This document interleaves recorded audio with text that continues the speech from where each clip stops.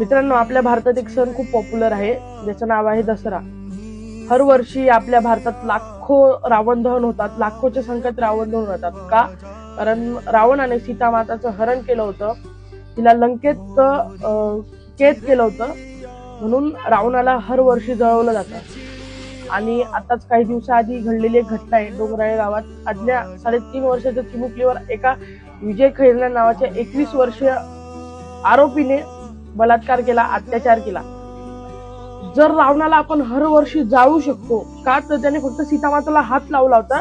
या कारणाने आपण लाखोच्या संख्येत हर वर्षी रावण दहन करतो. अशा माणसाला आपण जर जाळू शकतो, रावणाला जाळू शकतो, तर त्या माणसाला आपण का नाही शिक्षा देऊ शकत?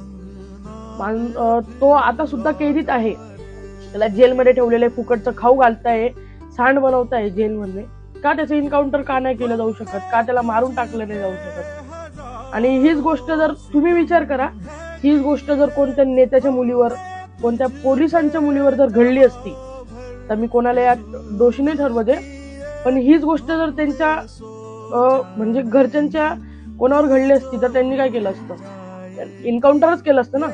मग का ती तुमची पोरगी नव्हती का? ती या देशाची पोरगी नव्हती का? या देशाची माय माता होणारी नव्हती का? का असं? म्हणजे खरंच आता लोकांना प्रश्न पडायला लागलाय, त्या यज्ञाला न्याय मिळणार का? कारण ह्या वर्षात 3 घटना झाल्यात. एक तर हे होतं, साताऱ्यातली आर्या म्हणून सण होती, ती पण काय 11-12 वर्षाचीच होती. तिला पण न्याय मिळाला का नाही काय माहिती. कारण भरपूर असे केस आहेत मित्रांनो.